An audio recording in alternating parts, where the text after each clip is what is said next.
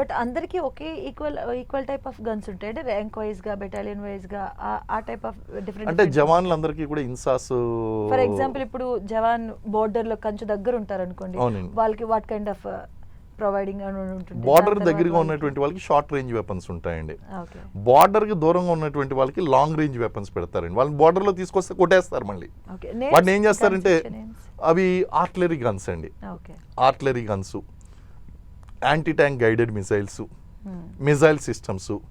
ఈ ఆకాష్ పృథ్వీ నాగ్ త్రిశూల్ తర్వాత కేటగిరీ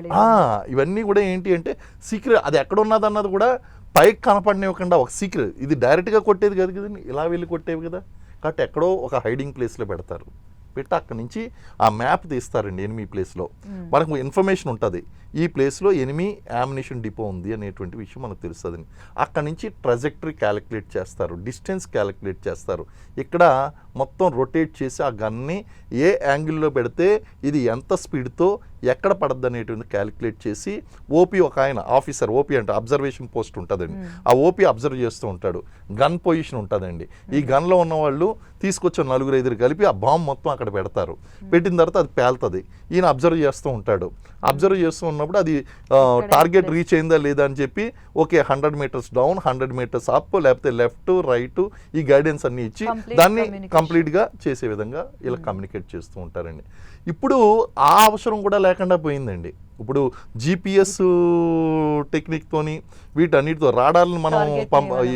రాడార్లు కాదండి ఇవి ఏంటి మన డ్రోన్స్ని పంపిస్తాం ఎక్కడ ఏంటో పొజిషన్స్ తెలుసుకుంటాం ఆ పొజిషన్ పిన్ పాయింట్ మనం ఇన్ఫర్మేషన్ తీసుకుంటాం ఇక్కడ దాన్ని ఫీడ్ చేస్తాం ఇదే ఆటోమేటిక్గా సెట్ అయిపోతుంది సెట్ అయిపోయి అక్కడ ఆ ప్లేస్ని కాల్చిపడేస్తుంది పేల్చిపడేస్తుంది సో ఇలాగా లాట్ ఆఫ్ టెక్నాలజీస్ ఇన్వాల్వ్డ్ అండి బాగా అప్గ్రేడ్ అయినాయి వెపన్స్ అనేటువంటివి బాగా అప్గ్రేడ్ అయినాయి అండి సార్ బట్ నార్మల్గానే ఒక వెపన్స్ని ఒక ప్లేస్ నుంచి వాళ్ళ బెటాలియన్స్కి తీర్చడానికి చాలా హై సెక్యూరిటీగా వెళ్తూ ఉంటాం అవును హై రేంజ్ ఏరియాల్లో కూడా అలాంటిది యుద్ధం టైంలో ఎలా ఉంటుంది ఎందుకంటే ఫోకస్ అంతా అక్కడే ఉంటుంది సో ఇవి అప్పుడు ఎలా వెళ్ళడం జరుగుతుంది ఇక్కడ సెక్యూరిటీ ఎంతమంది ఉంటారు ఆ టైంలో బేసిక్గా దీన్ని ఏమంటారంటే స్టాండర్డ్ ఆపరేటింగ్ ప్రొసీజర్స్ అంటారండి SOP for peace SOP for war ఎస్ఓపిలో యుద్ధం వస్తే ఎవరు ఏం చేయాలి అనేటువంటిది ప్రతి ఒక్కరికి డ్యూటీ అనేటువంటిది ఇయర్ మార్క్ చేసి ఉంటుంది ఫైట్ చేసేటువంటి వాళ్ళు ఒకరు నెక్స్ట్ ఈ యొక్క సప్లై చైన్ని నడిపించేటువంటి వాళ్ళు కొంతమంది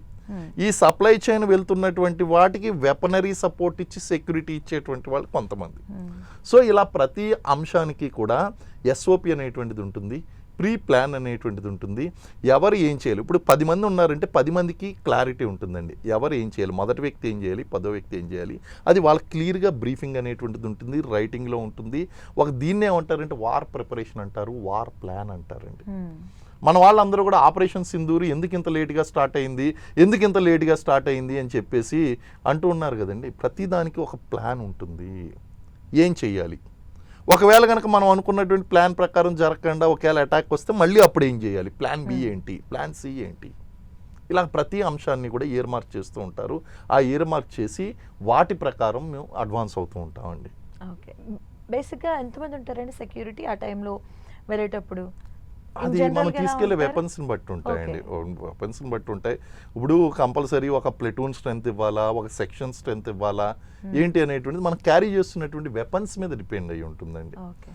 కానీ ఈ సెక్యూరిటీ అనేటువంటిది యాక్చువల్గా ఇది ఇన్సైడే కాబట్టి దీనికి పెద్ద ప్రాబ్లం ఏమి ఉండదండి క్యారీ చేస్తున్నటువంటి వాళ్ళు ఈవెన్ డ్రైవర్ దగ్గర కూడా ఒక వెపన్ ఉంటుందండి డ్రైవర్ కూడా ఏమి ఒట్టి చేతులతో నడపడు కదండి ఆయనే యూనిఫామ్ వేసుకునే వ్యక్తి కదండి ఆయన ఒక వెపన్ తీసుకుని వస్తాడు ఆయనకు ఒక అసిస్టెంట్ ఉంటాడు ఆయన వెపన్ తీసుకుని ఉంటాడు వెళ్ళే సెక్యూరిటీ అండి ముందు ఒక వెహికల్ పెడతారు అక్కడ ఒక ఎల్ఎంజీ ఏదో పెడుతూ ఉంటారు ఆర్ఓపి పార్టీ వచ్చి క్లియర్ చేసుకుంటూ ఉంటుంది ఎక్కడ ఏమి ల్యాండ్ మైన్స్ పెట్టలేదు కదా అని ఆ క్లియరెన్స్ ఇచ్చినట్టు వీళ్ళు వెళ్ళిపోతూ ఉంటారు